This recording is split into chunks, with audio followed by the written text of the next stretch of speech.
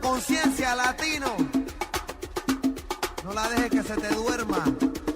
No la dejes que muera. ¿Qué tal, amigos de Contragolpe? Muy buenas noches. Ya me estaba yo tronando los dedos porque llegara Contragolpe, este espacio de absoluta libertad de expresión aquí en Los Ángeles a través de KPFK 90.7 FM Los Ángeles y a través de la internet www.kpfk.org y otras estaciones aquí en el sur de California que se me olvidan, luego se las va a decir allá el señor Benavides, y también los teléfonos para que nos dejen comentarios, porque hace mucho que no dejamos el teléfono. Claro que sí. José, pues apunten ahorita 818-985-2711 a la extensión 606. A ver, repítelo porque pues, los agarraste manejando, los agarraste por ahí. Sí, 818-985-2711, extensión 606. Muy bien, pues aquí estamos en Contragolpe. Vamos a tener en breve a Antonio Atolini del movimiento Yo Soy 132, en una de sus expresiones, pues, la del ITAM.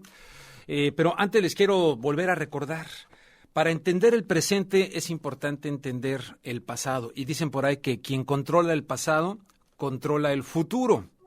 Por lo tanto, controla el presente. ¿Qué quiero decir con todo este enredo que parece muy cantinflesco? Lean, por favor, el libro de Héctor Díaz Polanco, La cocina del diablo, el fraude del 2006 y los intelectuales. Un fraude que fue negado, que mucha gente decía que no existió. Bueno, en este libro prácticamente queda demostrado el fraude del 2006. Y Héctor Díaz Polanco hace un trabajo sumamente interesante. Y la gente dirá, bueno, pues ya estamos en el 2012. Repito, para entender el presente es importante que nos movamos en el pasado, pero los que controlan muchas cosas en este planeta Tierra le apuestan a que no tengamos memoria. No sé si recuerdan en su más reciente viaje que tuvo por ahí en Sudamérica, el presidente Barack Obama decía, no, ya, eso ya hay que olvidarlo, borrón y cuenta nueva. Híjole, pues ¿cómo se va a borrar? ¿Cómo borrón y cuenta nueva? ¿Cómo le decimos, por ejemplo, a los guatemaltecos que ahora acá en los Estados Unidos y que después de Guatemala, donde más guatemaltecos hay, es precisamente aquí en Los Ángeles? ¿Cómo les decimos que se olviden de 1954 y el golpe de Estado que dio la CIA en contubernio con la United Fruit Company en contra del presidente democráticamente electo Jacobo Arbenz en 1954? Y que después de eso se apoyó Estados Unidos durante 36 años dictaduras criminales. ¿Cómo les decimos hoy a esos guatemaltecos de acá que ahora que los quieren expulsar y quitarles la categoría de asilo político, cómo les decimos que no recuerden, que no tengan memoria de lo que pasó en 1954? Muchos no habíamos nacido todavía con lo de Jacobo Arbenz, y un año anterior en Irán con el golpe de Estado que le dieron al señor Mossadegh cuando nacionalizó el petróleo. ¿Cómo le decimos a la gente que no tenga memoria histórica para entender el presente? Es un crimen cultural, es un crimen justamente de la memoria. Bueno, para entender lo que está pasando hoy en México hay que entender el 2006, hay que entender el 88, hay que entender que en el 2000 no hubo tal cambio de régimen. El impostor, señor Fox, que ahora estaba celebrando su cumpleaños número 70 en uno de los restaurantes más caros de París con toda su familia,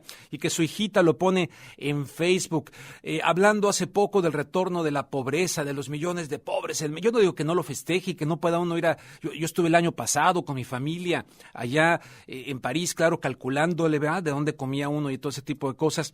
Bien ganado y bien festejado y bien a todo dar. Qué bueno que lo puedan hacer, pero cuando han hecho lo que han hecho en México, bueno, pero parece ser que está despertando la gente. Digo parece ser porque vamos a ver qué ocurre.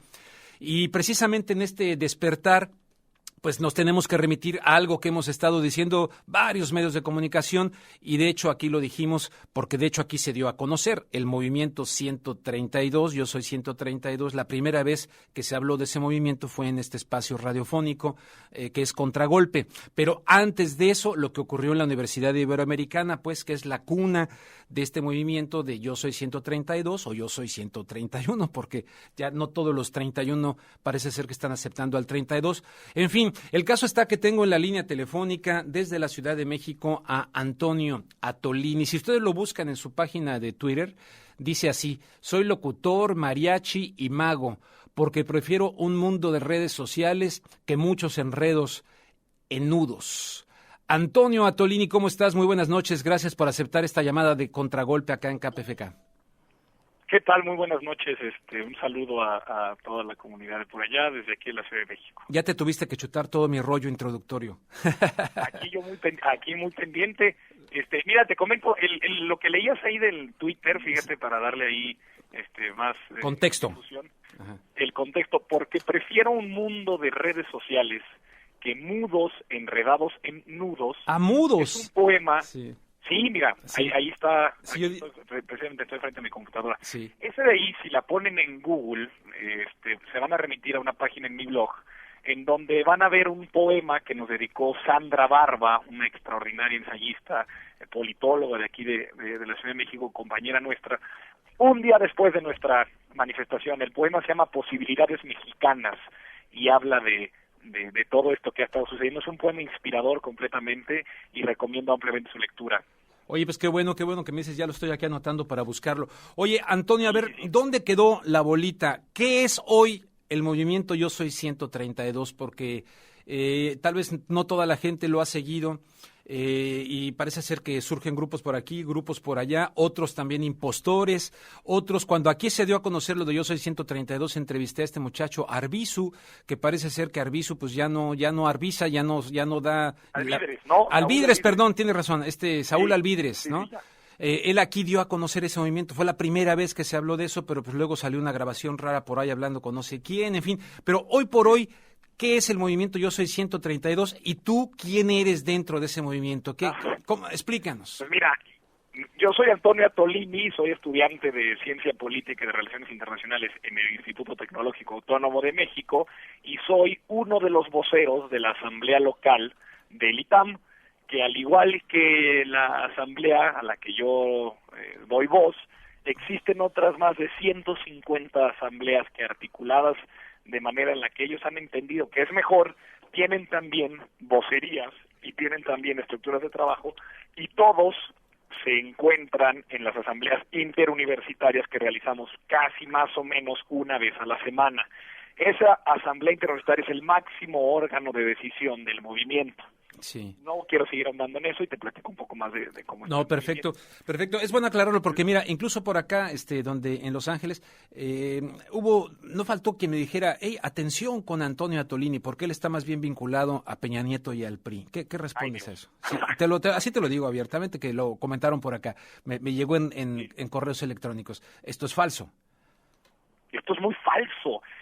Mira, lo que sucede en México es que no, durante 70 años de gobierno priista de un partido hegemónico, la única manera de hacer política era o dentro del partido o en la clandestinidad. Entonces, o eras Fidel Velázquez o eras Lucio Cabañas, y de ahí para abajo, y no había ninguna otra manera para tú poder hacer política o tener una actividad política.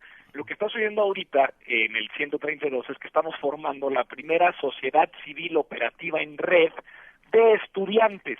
Entonces, evidentemente, caen los prejuicios de quienes no están entrenados o no están preparados para ver este tipo de surgimientos sociales en un país que está muy poco acostumbrado, y empiezan los embates. Tiene que estar financiado por un partido político, tienen que estar ahí radicales metidos. Sí. Es decir, siempre están tratando de llevarlo a los extremos, porque no estamos nosotros en México acostumbrados a ver este tipo de matices de sociedad civil operativa trabajando, posicionando una agenda, proponiendo, y que evidentemente sea y que sea naturalmente un movimiento limpio, un movimiento puro, un movimiento original.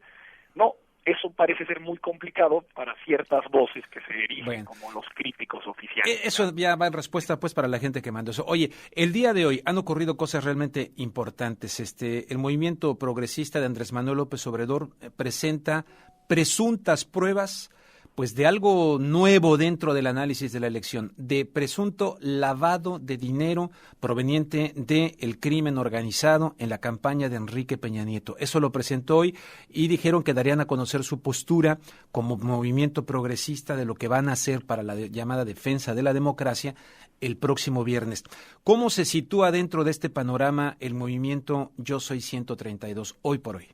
Pues mira, el movimiento en general es un movimiento que está agrupado por diferentes asambleas y que tiene un máximo órgano de decisión, que es la Asamblea Interuniversitaria. Nuestra siguiente asamblea es el 28 de julio en la ciudad de Morelia, Michoacán.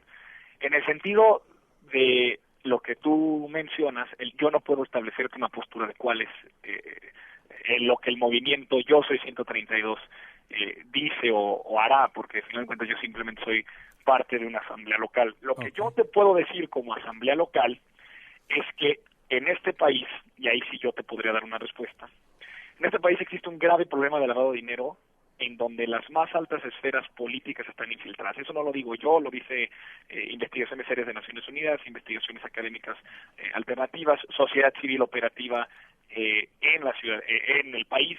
El problema del lavado de dinero que hay en precampañas y en campañas es uno de los grandes vicios que tiene nuestra democracia, pero también las mayores áreas de oportunidad que tiene el crimen organizado. El crimen organizado en el mundo se aprovecha de esas fisuras que deja el Estado de Derecho, para llenarlo ellos. Es la parte, como le llaman, es la parte oscura de la globalización. Entonces, no es de extrañarse y no puede considerarse de manera radical o simplemente porque es Andrés Manuel López Obrador quien está presentando este tipo de evidencia, simplemente descartarla por ser él. No, él está a manera de alguien que participó en el proceso, posicionando una agenda importantísima que en estas campañas no se tocó en México. El lavado de dinero, la construcción de la paz y la política fallida del gobierno del presidente Felipe Calderón en contra del crimen organizado fueron temas que parecían que en este país no debían ser tocados y no deberían ser analizados.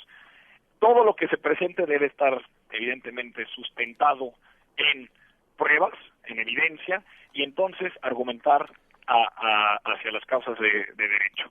Lo que Andrés Manuel López Obrador presenta es una pequeña muestra de una realidad que en este país nos han querido ocultar, que es que en efecto el mayor narcotraficante del mundo, Joaquín Guzmán lo era, el Chapo Guzmán, en el hemisferio, y al parecer ya también las investigaciones dicen que es el tercero a nivel mundial después de las triadas chinas y las rusas, cosa que no dimensiona el gobierno federal y simplemente cree que el conflicto y la violencia que está sucediendo aquí en México es un enfrentamiento entre maleantes de poca monta, cuando no es cierto. El Estado mexicano está en 71% de sus municipios parcial o completamente cooptado por el crimen organizado, otra vez refiriéndome con estas investigaciones serias que se hacen al respecto. Pues bueno, no es alocado pensar que hay dinero y en los tres partidos. Tampoco podemos hacer aquí una expiación de culpas nada más porque es uno u otro candidato. No, pues acuérdate del libro de Anabel Hernández. En el libro de Anabel Hernández, Los Señores del Narco, ahí sale que el señor Vicente Fox recibió, ¿cuánto era la cantidad? Creo que más de $20 millones por abrirle la puerta al Chapo Guzmán. Eso está publicado en el libro de Anabel Hernández, es tremendo. Sí, y José Reveles también publica su libro El Cártel Incómodo, y también Anabel Hernández en otro libro de el Cártel Negro, donde se ve que se lucra con los ductos de Pemex para sacar dinero de... no, ese es de Ana Lilia Pérez, el del Cártel Negro es de Ana Lilia Pérez, de la revista Contralínea. Exactamente, Ana Lilia Hernández. Es decir, la realidad que está posicionando Andrés Manuel López Obrador en esta coyuntura electoral me parece que también es un poco irresponsable posicionarlo después. Tenía que posicionarse todos los candidatos en un... Cuando cae la dictadura franquista en España, y España en 1970 y tantos, hundida completamente en una realidad feudal, en una Europa ya moderna de la tercera, cuarta parte del siglo XX, lo que realizaron las fuerzas políticas españolas fue lo que llamó el Pacto de la Moncloa, un pacto político en el que las diferentes fuerzas, por más diferencias que tuvieran y por más encontronazos que pudieran hacer, tenían la obligación casi moral e histórica de ponerse de acuerdo en un proyecto común que se llamaba España para sacarlo adelante. Y ahí Felipe González entonces da un salto de 25 años de España en pocos años. Lo que no ha sucedido en México... Bueno, Adolfo Suárez antes que Felipe González. Adolfo Suárez, tiene toda la razón. Adolfo Suárez no hace lo que no ha sucedido aquí en México. Entonces, cada quien tratando de jalar agua para su molino, lo que está sucediendo es que la corrupción política del más alto nivel, que es la condición necesaria para que el crimen organizado pueda operar de manera transnacional, impera en México con tal impunidad y con tal cinismo que, bueno, en las campañas electorales, en un país que está sumido en la violencia y en el desastre del crimen organizado, sus principales candidatos no mencionan con el ahínco necesario una política...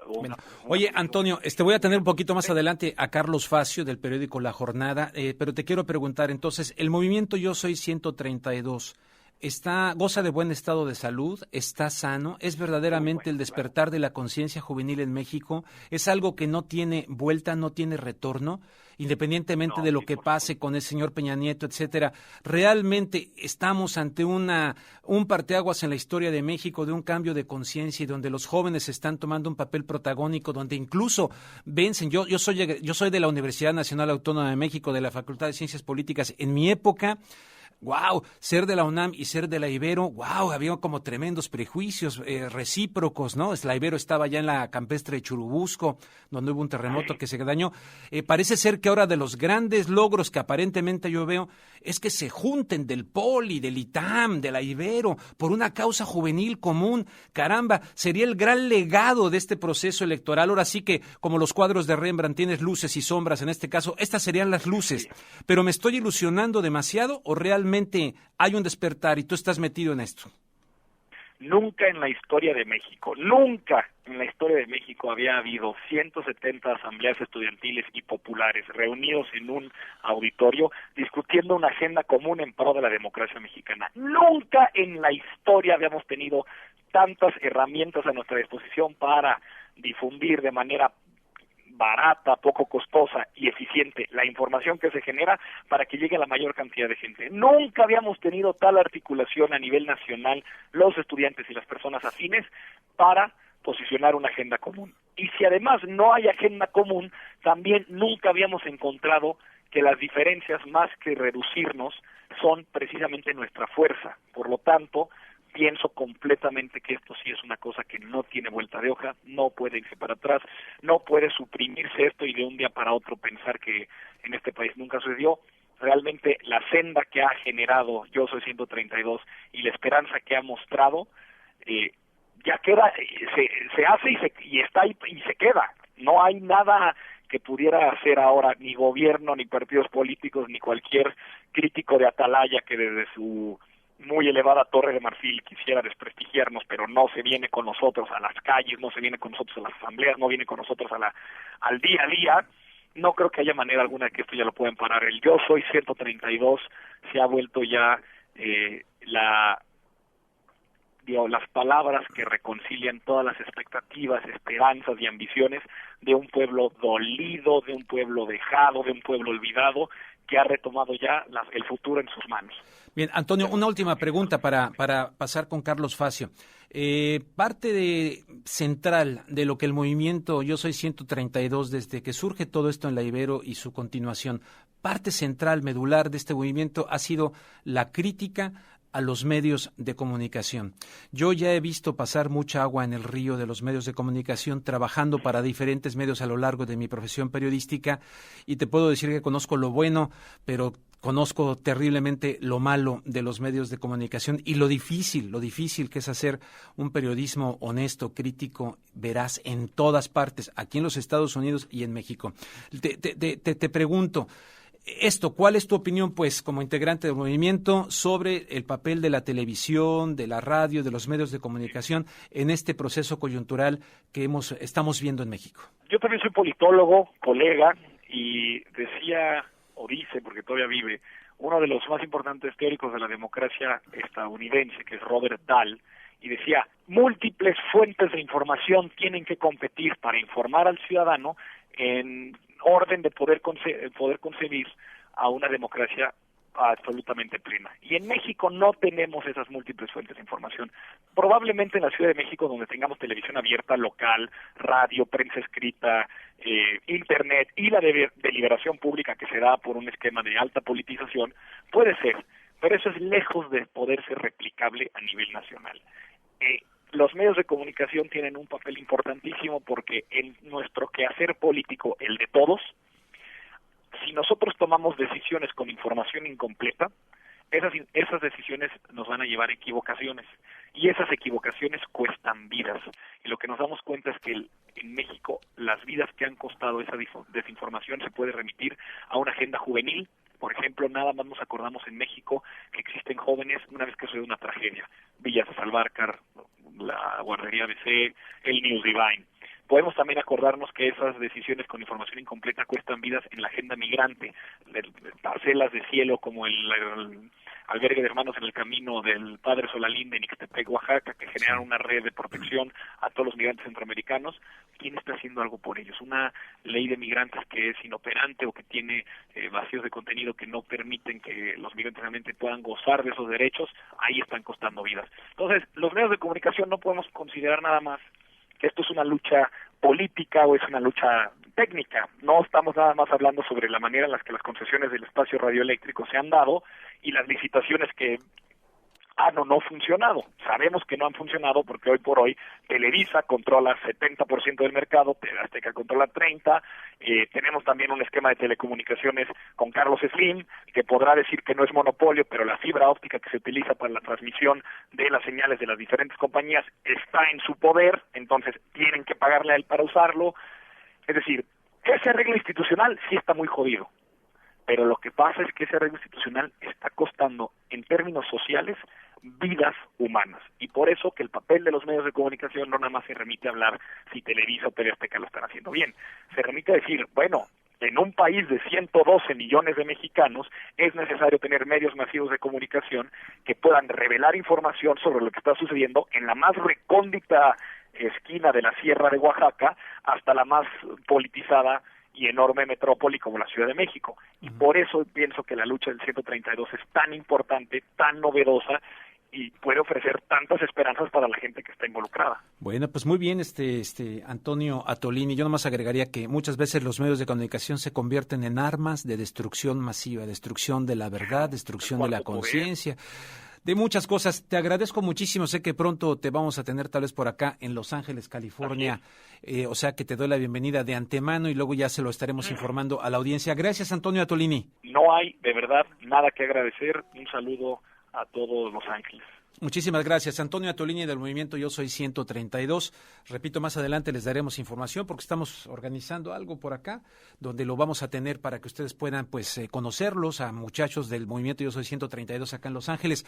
Vámonos tendidos como bandidos hasta, supongo que Carlos está en la Ciudad de México también. Carlos Facio, periodista, él escribe entre otros medios en el periódico La Jornada. Carlos, ¿cómo estás, Carlos? Me da mucho gusto saludarte. Buenas noches. Un saludo a la audiencia, estamos muy bien, esperando las novedades, pues. Bueno, pues mira, primero que nada, estaba yo platicando aquí con este muchacho, Antonio Atolini del movimiento Yo Soy 132.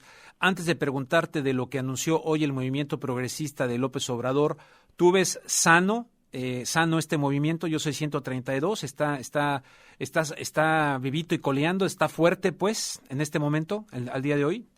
Sí, yo creo que está muy fuerte, que justamente su fortaleza está en la autonomía del movimiento, pero es una autonomía que a su vez dentro del propio movimiento, la organización, es como, digamos, una telaraña de grupos autonómicos que se ponen de acuerdo para llevar objetivos comunes, pero cada quien define dentro de un marco general el qué hacer. Y eso da la apariencia de que es un movimiento que tiene grandes contradicciones. No, las contradicciones quienes las generan son justamente los medios de difusión masiva que están tratando de sabotear, de golpear al movimiento para que no crezca. Es decir, el movimiento fue, después de lo de la Ibero, justamente el primer control de daños lo hizo Televisa y trató de impedir, digamos, que se conociera la verdad del Ibero. Sí. Y de ahí para adelante, del crecimiento del movimiento y que se sumaron de otras universidades, la labor de los medios electrónicos, de los multimedia, el caso Televisa, el caso Milenio, el caso Radio Fórmula, ha sido tratar de estigmatizar al movimiento. Sí. La fortaleza del movimiento está en que justamente después de 2 meses de bombardeo constante de los medios, el movimiento está ahí. Ahora se lo trata de vincular, digamos, con grupos subversivos, porque en la visión de estos medios, el movimiento de Atenco, en defensa de la tierra de Atenco, para los bien portados, para la prensa que está al servicio del pensamiento dominante, son subversivos. Sí. No se los ve como luchadores sociales que lo que están defendiendo es su tierra. y entonces se los ve como criminales y se trata de asociar a el 132 con estos grupos violentos. Es decir, en Atenco los macheteros de Atenco nunca rompieron ni un solo vidrio. Han salido sí a ejercer la libre manifestación y se han manifestado en las calles. Entonces, creo que el movimiento está articulado y lo que está haciendo ahora el movimiento estudiantil es buscar alianzas con otros sectores sociales para poder definir un plan de acción conjunto que sume a fuerzas disímiles, pero que tienen un mismo objetivo. Entre uno de ellos fundamental es precisamente la democratización de los medios bajo control monopólico. Es una tarea titánica, pero bueno, ese es un planteo central del movimiento. Otro planteo es que no ven al nuevo PRI en la figura de Peña Nieto, sino que ven al viejo partido, el sistema del partido de Estado casi único, y protestan contra eso, protestan contra la imposición de un fraude bajo una nueva modalidad, y ellos se asoman ahora a la vía pública, a las manifestaciones, pero tienen muy claro qué es lo que está en el fondo de esta coyuntura.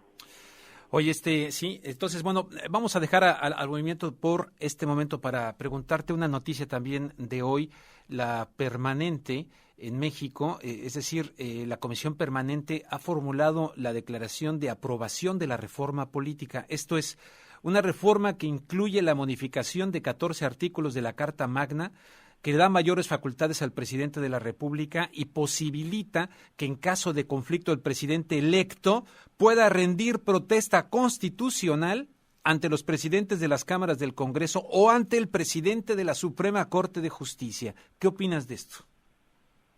Bueno, sí, eso estaba previsto en una iniciativa que se había mandado y hoy se ve que tras el encuentro de ayer en Los Pinos de Peña Nieto con Calderón, se ve que uno de los acuerdos fue que saliera esto hoy, ¿no? Es decir, que la permanente agilizara el tema y tratara de garantizarle, digamos, una toma de mando si llega, no sabemos qué pueda pasar de aquí a diciembre, tranquila, ¿no? Es decir, para evitar el bochorno que vivió Calderón, que tuvo que juramentarse en 4 minutos, sí. en 4 minutos, rodeado de guardaespaldas, de militares de civil, y luego fue a hacer su discurso de toma de posesión a Campo Marte, ¿no? Al campo militar rodeado de militares. Sí.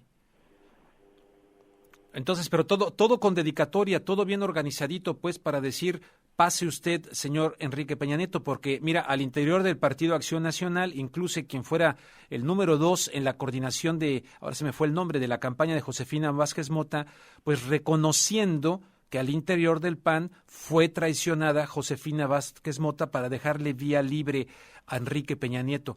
O sea, ¿estamos ante una elección de Estado, Carlos Facio?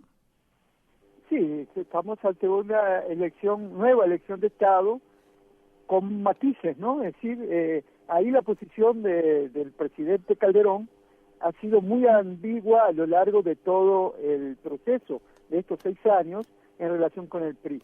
Si en 2009 el presidente Calderón estaba en campaña para las intermedias del 2009 y asimilaba él en persona como presidente de la República y como jefe de propaganda de Acción Nacional, agitó la consigna de que votar al PRI era votar por el narcotráfico. Él fue el que llevó a cabo personalmente esa campaña. ¿Por qué en el segundo trimestre, el triaño de su mandato, amenazó siempre con meter preso a algunos gobernadores del PRI vinculados al narcotráfico y nunca lo hizo? Porque en definitiva él estaba comprando impunidad también. Él está negociando con es decir, si ganaba Josefina, pero que no era su candidato, era Cordero, él se quedaba cubierto, pero también ha buscado quedar cubierto con el PRI. ¿Por qué? Porque Calderón tiene también sobre sus espaldas algunos dicen 60, otros 70, sí. El jefe del Pentágono, León Panetta, habló de 150.000 muertos de la guerra de Calderón. Entonces, Calderón está comprando impunidad por los crímenes de su falsa guerra a las drogas, ¿no?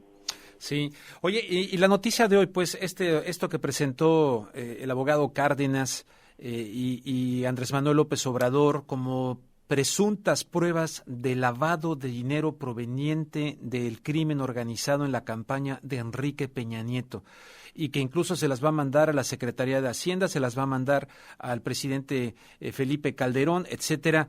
¿Qué tan fuerte es esto? ¿Qué tan duro es este golpe para este proceso que busca, no le llaman anular, ¿cómo le llaman al proceso electoral? Porque creo que jurídicamente es distinto anular. No es la invalidación. La invalidación. De la elección, ¿no? Exacto, sí.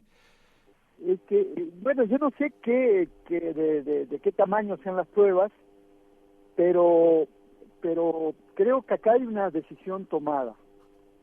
Es decir, los poderes fácticos, Televisa entre ellos, pero no solo, el gran capital, fabricó a un muñeco telegénico, Peña Nieto, y tomaron la decisión hace años de que él tenía que ser el presidente y que por ningún caso debía llegar a Los Pinos López Obrador.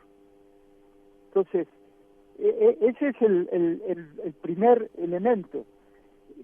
¿Quién puede haber financiado la campaña de Peña Nieto, aparte de Gran Capital? Y bueno, sí, no solo la de Peña Nieto, la de otros candidatos, y cuando hablo de otros candidatos, digo candidatos a gobernadores, a diputados, a senadores, a presidentes municipales, pero esto no es nuevo en México. Claro. Es decir, una cosa es que se denuncie y otra cosa es que la justicia después proceda.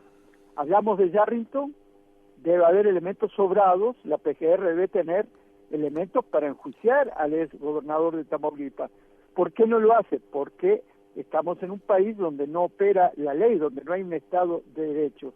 Acaba de salir el escándalo de HSBC, sí, que lo promueve Estados Unidos, sí, y donde uno de los focos rojos es HSBC México. Sí. Bueno, ¿habrá lavado dinero HSBC del narcotráfico y parte de ese dinero fue a la campaña de Peña Nieto y de otros candidatos? Es muy probable.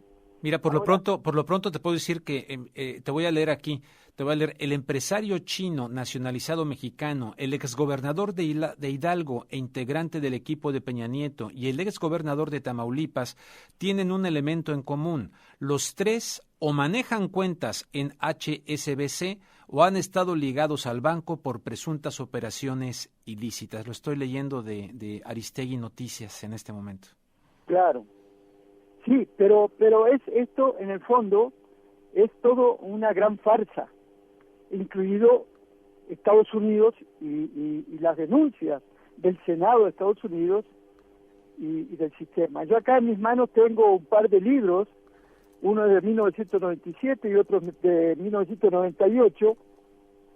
Uno se llama Crimen uniformado entre la corrupción y la impunidad y el otro se llama Democracias bajo fuego. Los dos son del National Institute de Holanda. Uh-huh. Y ahí ya hablábamos del caso del narco general, hablábamos de México, una narcodemocracia, todavía estaba el gobierno del PRI a nivel federal. Y ya entonces hablábamos de que el narcotráfico estaba, en la época de Carlos Salinas de Gortari, estaba vinculado directamente a Los Pinos. Es decir, hay desde entonces vínculos orgánicos. Ahora, ¿qué hace Estados Unidos? Impone leyes a nivel internacional, impulsa contra el lavado de dinero, y aquí quien tiene que instrumentar esas políticas es la Secretaría de Hacienda a través de la Comisión Nacional de Bancaria y Valores. Las leyes están, pero lo que hace la Secretaría de Hacienda es utilizar la ley para fiscalizar, por ejemplo, a pequeñas empresas de microcrédito, cuando todo el mundo sabe en México que donde se lava el dinero es en los bancos. Claro. Es decir, el Senado de Estados Unidos saca ahora el tema del HSBC, porque el Senado de Estados Unidos no toma, junto con el caso HSBC, el del Citibank Banamex, no solo en México, en Estados Unidos. Ahí es donde se lava la mayor parte del dinero de los negocios de la economía criminal. Y Jacobia también ha sido mencionado, Jacobia. Claro, entonces, acá dice hoy el Universal, el caso HSBC desnuda el sistema bancario.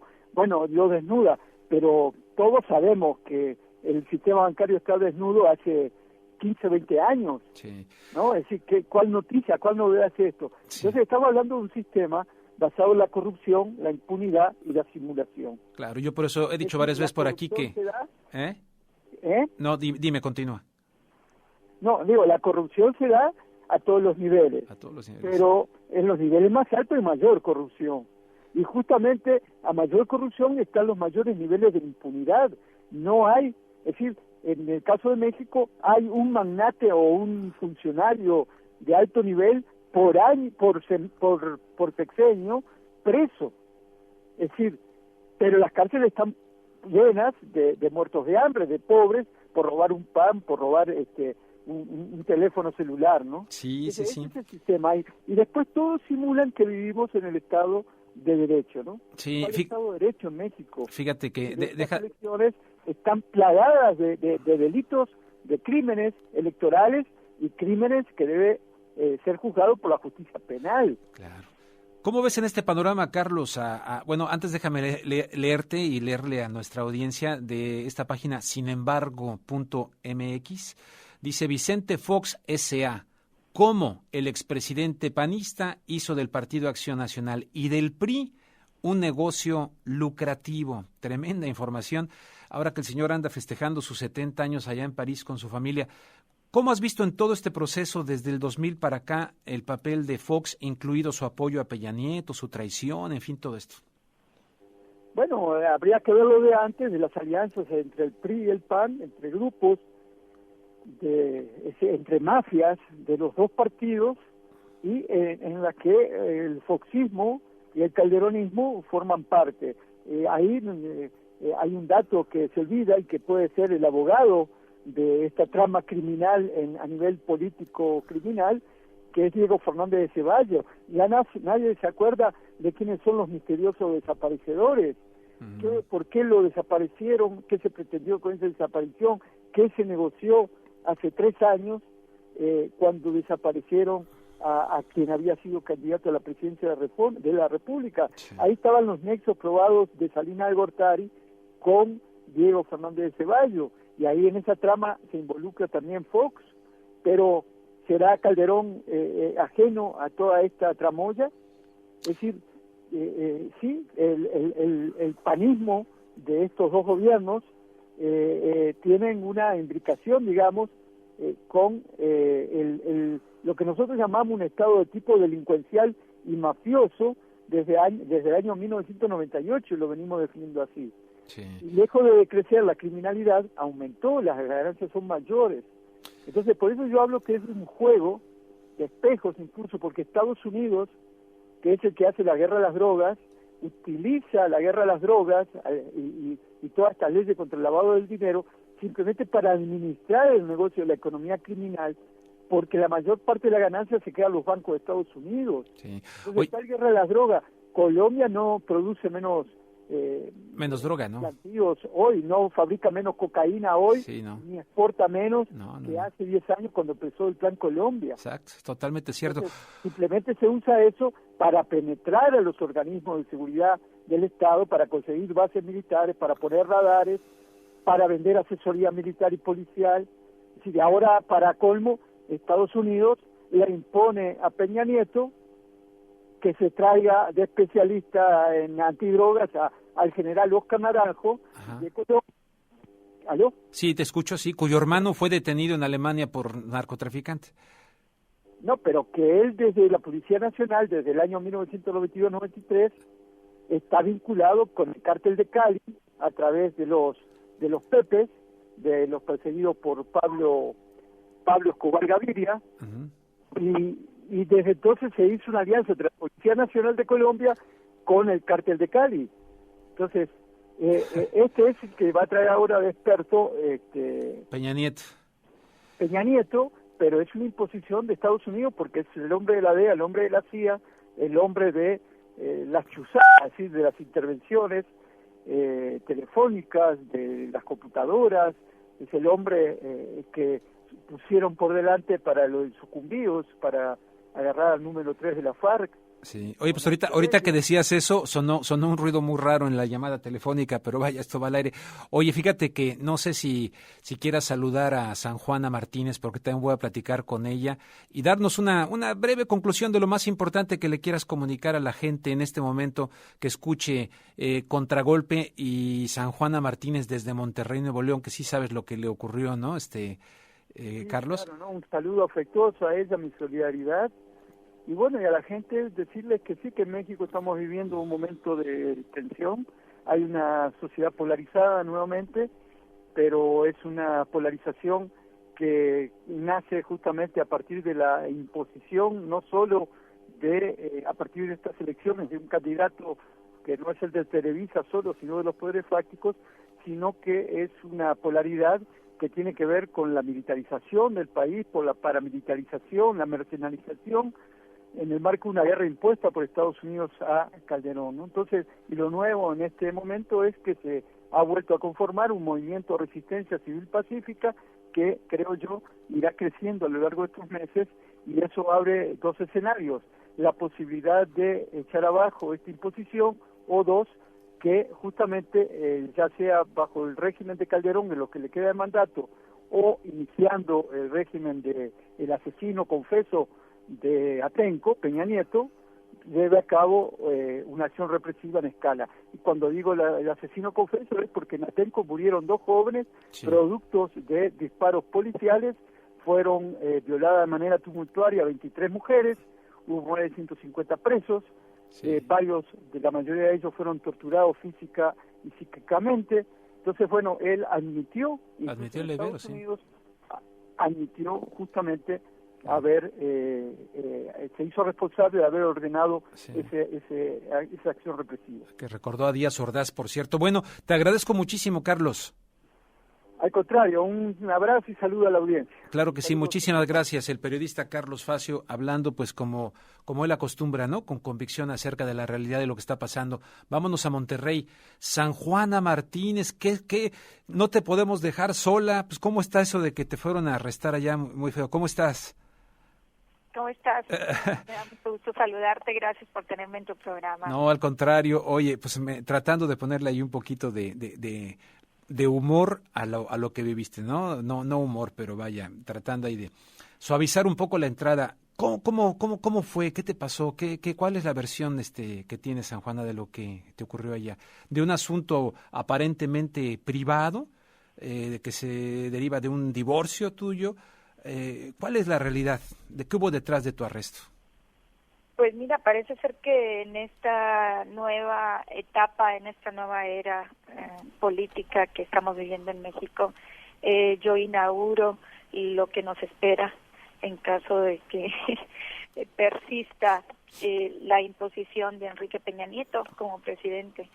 Esto tiene que ver particularmente con lo que tú dijiste, un asunto personal. Hay 2 procesos, uno de alimentos y otro de convivencia, que casualmente, en mi proceso de divorcio, que casualmente caen en el juzgado de una jueza a la que yo denuncié en el 2008, sí, por violación de la secrecía de un albergue para mujeres maltratadas y el secuestro de su directora y de 2 menores a punta de pistola. Sí.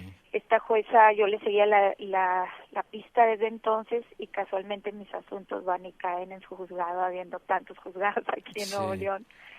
Y a partir de entonces yo solicito que se inhiba, que se excuse en mis asuntos, porque hay un odio manifiesto por mi trabajo periodístico, sí, cosa que no sucede. Yo aguanto unos meses, 8 o 10 meses, y lo que hago es denunciarla ante el Consejo de la Judicatura un día antes del arresto. Uh-huh. La denuncio por cuestiones de corrupción y por otra serie de anomalías en los 2 procesos. Y claro, al día siguiente viene un arresto derivado de una falta administrativa. Ese era mi delito, una falta administrativa, pero bueno, aquí lo que hay que ver es cómo se hizo. con un lujo de violencia. Llegaron 8 vehículos con hombres fuertemente armados, con armas largas, chaleco antibalas, cascos. Wow. Entraron por el jardín, rompieron la cerradura. Como si fueran a apresar al Chapo Guzmán, ¿no? Así es, por el techo, la terraza, o sea, entraron 12 personas a mi casa, intentaron tirar las puertas a patadas. Pues imagínate todo esto frente a mis pequeños hijos de 11 y 9 años. Híjole, tremendo. Realmente fue horrendo.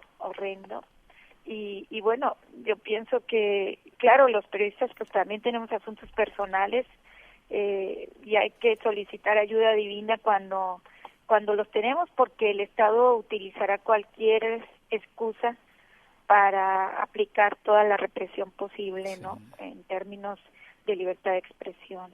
Obviamente yo llevo años criticando al gobierno de Rodrigo Medina, el gobernador priista que tenemos en Nuevo León, y pues aquí se juntaron una jueza corrupta, un gobierno que ha sido fuertemente denunciado desde mi trabajo cotidiano periodístico, una presidenta del Tribunal Constitucional, Graciela Buchanan, que apoya a la jueza, ¿verdad? Una jueza que evidentemente ahí tú sabes, la justicia aquí en México se compra y se corrompen muchísimo y pues al final un ex marido que estaba ahí afuera viendo con satisfacción y sonriendo lo que no sucedía, ¿no? A pesar de que sus hijos son tus hijos y que también son de él, híjole, qué brutal. Y que yo soy esta madre, ¿no? Es una cosa muy triste a nivel personal. Realmente salgo yo muy lastimada porque me pasean después de que me sacan 5 hombres con armas largas, me suben a una patrulla, me incomunican, me pasean ante horas, a mí me toca la cárcel de aquí de San Pedro, me dicen que me van a llevar ahí, no me llevan ahí, me pasean y luego me llevan a una cárcel, pues una de las más horrendas, ¿no? Provisional, que es la cárcel de la Alameda, que en San Nicolás de los Garza no tenía nada que ver, pero seguramente eligieron la más fea, porque al final me comenta una persona del gobierno que yo conozco, y me dicen, esto te lo dan como un escarmiento. Entonces, una falta administrativa, Rubén, se paga normalmente con 2,000 pesos de fianza, entras y sales, o una falta administrativa la hace un actuario. Este operativo la encabezaba la propia jueza, un ministerio público más un montón de policías con armas largas. O sea, realmente fue un exceso. ¿Cómo podemos los periodistas y tus amigos, más allá de expresarte la solidaridad, cómo podemos ayudar, no solamente en este caso, no a ti, sino ayudar a contrarrestar esto? ¿Qué podemos hacer, pues, aparte de expresarte solidaridad? Porque es indignante. ¿Cómo podemos hacer para que esto no quede impune? Pues mira, lo más importante es no callarnos. Yo creo que tú ya lo estás haciendo. Yo siempre he celebrado que exista tus espacios en televisión y en radio, porque son espacios de libertad que están al otro lado de la frontera, pero que es una extensión de nuestro país, ¿verdad? Porque tú defiendes la libertad de expresión y ahí se puede respirar libertad en estos espacios con tu auditorio. Y esa es nuestra misión. Yo salgo lastimada de la prisión porque obviamente fue muy muy terrible, pero salgo fortalecida, mi querido Rubén, por las muestras de solidaridad y de apoyo de muchos colegas y amigos que estuvieron pendientes, que se movilizaron inmediatamente. Reporteros Sin Fronteras, la CIP, la Sociedad Interamericana de Prensa, Artículo 19, la sociedad no gubernamental, la sociedad civil se movilizó muchísimo, compañeras Lidia Cacho, Carmen Aristegui, mi directora de la jornada, Carmen Lira, mis compañeros queridos de la jornada y de Sin embargo, encabezados por Jorge Cepeda, Alejandro Páez, Rita, todos ellos se movilizaron inmediatamente. Gracias a esa movilización pues pude estar apoyada y protegida, porque inmediatamente llegó la Comisión Estatal de Derechos Humanos. Yo interpuse una denuncia, una queja, y pues voy a continuar con eso. O sea, a mí no me amedrantan este tipo de cosas. evidentemente me tocaron una de las cosas que yo más quiero, que son mis hijos, ¿no? Sí, Tú sabes lo que es eso, pues es muy duro, No. pero eso no me amedrenta para seguir en pie de lucha y para continuar denunciando este sistema judicial corrupto que padecemos y los abusos de poder, ¿no? Yo había entrado muchas veces a las prisiones, Rubén, pero es muy difícil y muy diferente entrar y salir a quedarte a dormir, ¿no? No, Como me claro, pasó a claro. mí. Oye, una última pregunta. Ya te puedes imaginar No. la celda, ¿no? Sí, una última pregunta, tal vez dos en una. Primero, si nos permites, ¿cómo están tus hijos emocionalmente después de esto? ¿Ya lo superaron? Y número dos, ¿cómo recibes lo que se nos viene encima, pues, con esto de Peña Nieto, todo lo que se está poniendo en evidencia de cara a esto que te ocurrió a ti? ¿Cómo lo vinculas, no? O sea, lo que se viene. Así empezaste tú diciéndonos, ¿no? Lo que se nos viene encima. Claro, pues mira, afortunadamente la primera pregunta es la respuesta, pues mis hijos están superándolo, ya me los llevé a la playa intentando que el agua del mar sane un poco nuestras heridas. Aparte están muy rodeados de amor, de mucho cariño, ¿no? Bueno. Entonces eso siempre ayuda, además de una buena terapia psicológica, y tengo mucha esperanza en el futuro, ¿no? O sea, yo creo que ellos van a salir adelante porque tienen una madre que los va a defender con uñas y dientes siempre. Y luego el otro caso, pues mira, yo pienso que vienen tiempos difíciles, creo que la imposición está a punto de fraguarse y de institucionalizarse, pero también tengo una firme esperanza por un futuro de protesta, de reivindicación de la limpieza de las elecciones y de la anulación de las mismas. Entonces es un poco incierto, no podemos saber qué va a pasar de aquí a septiembre, pero lo que está claro es que ya no estamos dispuestos a dejarnos, de que hay una sociedad civil cada vez más comprometida, cada vez más en pie de lucha, que se han unido miles de personas a nivel nacional. Las marchas del pasado domingo fueron emocionantes, fueron verdaderamente entrañables. Señoras, hombres, trabajadores, profesionistas, comerciantes, empresarios, niños, todo el mundo, estudiantes, todo el mundo gritando en la defensa de nuestros votos y en la exigencia de que por fin el IFE reconozca los delitos electorales. Y bueno, si esto el pueblo no lo para, no puede pararlo por la imposición de los poderosos y de los dueños de México, pues tendremos que vivir 6 años más con una ignominia de dictadura priista, ¿no? Que ya la hemos padecido en años anteriores. Lo único es que ahora creo que el pueblo de México es diferente, Rubén, que ahora no vamos a permitir que las cosas sean como antes. O sea, creo que hay un despertar de la conciencia colectiva y esto es irreversible. No hay punto de retorno, solamente hacia adelante. Podremos entonces cambiar nuestro México. Ese es el deseo. San Juana Martínez, pues aquí desde Los Ángeles, California, recibe un abrazo fraterno desde el corazón.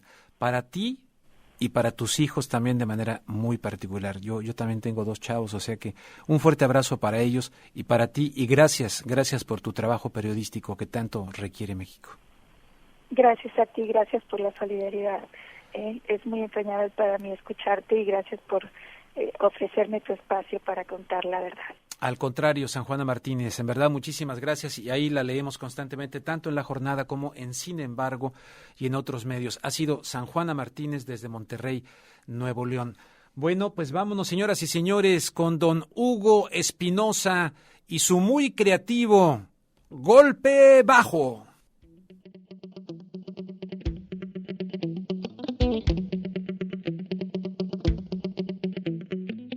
Saludos, amigas y amigas de Pacífica. Les habla Hugo Espinosa Caut en este nuevo Golpe Bajo, el único segmento en donde nos mofamos de los bufones. Y hablando de payasos profesionales, escucharemos el último dogma revelado por el expresidente George W. Bush, quien fue consultado por sus planes de mantenerse alejado de la política. Ya no quiero estar en el ojo del público y siento una especie de liberación de ya no estar ahí. así lo prefiere. Claro que sí, los 8 años fueron geniales. Yo era famoso y era poderoso. Alguien debe contratarle un relacionador público a Mr. Bush, porque podría haber dicho de forma locuaz que su mandato fue una grata experiencia porque le permitió servir a su país, pero en vez de eso fue sincero y directo, dos cualidades que no se recomiendan si desea ser un buen político. George W. dijo que le encantaba ser poderoso y famoso, algo así como un artista musical, un rockero. Claro que sin mujeres después de cada concierto, o sin internas de la Casa Blanca como su antecesor. Mr. Bush fue un artista, pero uno decadente, que nos llevó a 2 guerras consecutivas, que le bajó los impuestos a los millonarios, que dobló el déficit fiscal y que hizo el ridículo en nombre de nuestro país. Por eso aplaudimos su decisión de mantenerse alejado, de retirarse con la vergüenza, con el rabo entre las piernas, de haber abandonado el poder con una tasa de desaprobación histórica. Claro que no lo hace tanto por convencimiento propio como por la sugerencia de su partido, el republicano, que no lo quiere ver ni cerca del abanderado presidencial Mitt Romney. También el muchachito del papá millonario y político, que sería la versión con esteroides de George W. Mejor que ni se acerquen, que ni los comparen. Mejor que la gente se olvide de todas las calamidades que tuvimos que soportar mientras Mr. Bush gozaba de su fama y de su mal merecido poder. Segundo round de Golpe Bajo. Y ahora vamos a hablar de otros bufones del último tiempo, de los ejecutivos bancarios. Porque el banco británico HSBC fue encontrado culpable por una comisión investigadora del Senado estadounidense de permitir el lavado de dinero de numerosas organizaciones criminales, entre las que se cuentan terroristas del Oriente Medio y carteles de narcotráfico mexicano. Uno de los máximos ejecutivos del banco, David Bagley, se disculpó diciendo que se reconoce que han habido significativas fallas, añadiendo que no se han podido cumplir con sus propias expectativas y las de los reguladores. Por eso el senador demócrata Carl Levin pide algo más. No es que no quiera aceptar una disculpa, pero simplemente no es suficiente. Nos quedamos cortos en lo que se necesita para cambiar el comportamiento y la cultura. El senador tiene razón al desconfiar de la palabra de los ejecutivos del banco HSBC, quienes ya en 2000 recibieron una infracción del Departamento del Tesoro por una transacción hacia los talibanes, que en ese tiempo dominaban Afganistán. Y el CEO del banco dijo que la acción fue una ofensa hacia el prestigio de su institución. Luego estos mismos señores estaban enterados de otras transacciones oscuras desde Irán en 2001, pero permitieron que siguieran hasta el 2007. Desestimando la información policial, el banco aceptó dinero de dudosa procedencia en su filial en México durante 9 años, con tasas de interés bajadas artificialmente, permitiendo el lavado del dinero del narcotráfico al sur de la frontera. Son años de malas prácticas y la gente debe esperar que cambien de la noche a la mañana, tan solo porque ellos lo dicen. Pero ¿qué forma podrá haber para que estos señores no se pasen de listos de nuevo? Ante la avalancha de malas prácticas de ejecutivos bancarios que otorgan malos préstamos, que pierden billones en apuestas bursátiles, que lavan dinero de criminales, la respuesta es más que evidente. Cárcel para los delincuentes de cuello y corbata. Muchas gracias por escucharnos. Si desean comunicarse con nosotros durante la semana, puede hacerlo vía Facebook, Contragolpe Radio, o en mi Twitter, @DrugoEspinosa. Que tengan una excelente semana. Muchísimas gracias a Hugo Espinosa por este golpe bajo aquí dentro de Contragolpe. Como siempre, muy creativo, tratando un tema pues muy, muy fuerte y con muchos. Esto es la punta del iceberg, nada más lo de HSBC. Bueno, señoras y señores, vamos ahora con nuestro productor, don José Benavides, que también nos tiene un anuncio. José, adelante. Rubén, enseguida nos vamos con Rosa Miranda, coordinadora de la organización comunitaria Unión de Pasajeros, y nos adelanta que están lanzando una campaña nacional pidiendo a Obama que intervenga aquí en Los Ángeles para aplicar una ley federal de derechos civiles y que ordene al MTA de Los Ángeles que restituya 1 millón de horas de servicio del autobús. ¿Puedes decirnos un poquito más sobre qué se trata? Sí, básicamente, gracias por el espacio. Estamos haciendo este llamado al presidente Obama que aplique, restaure y expanda nuestros derechos civiles, forzando a la MTA a restaurar 1 millón de horas de servicio. Básicamente tenemos esta acción este miércoles 25 de julio a las 11 de la mañana en la alcaldía, en las esquinas de la Spring y la Primera. Y como se han dado cuenta, tenemos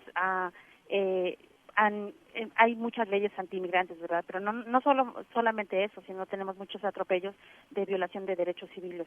Entonces es por eso que estamos lanzando esta campaña, ya que el presidente Obama es un año de elecciones, pero queremos que él sea el punto clave para restablecer derechos civiles. Por eso este 25 invitamos a la gente que salga de sus casas, que digamos ya basta, y le hagamos el llamado fuertemente al presidente Obama que restaure el 1.000.000 de horas, que force a la MTA a restaurar el 1.000.000 de horas de servicio. Que en esencia eso es lo que queremos, ¿no? Que el autobús siga operando en áreas donde la gente de bajos recursos tenga acceso o durante diferentes tiempos. Sí, básicamente es injusto que en la noche, 1 hora de espera en una parada del autobús, eso es lo que nosotros miramos como racismo, ¿verdad? Como discriminación de nuestros derechos. Entonces, básicamente eso es lo que miramos nosotros que luchamos por transporte público, pero la lucha de derechos civiles va más allá de eso. Y se pueden comunicar con nosotros al área 213-387-2804.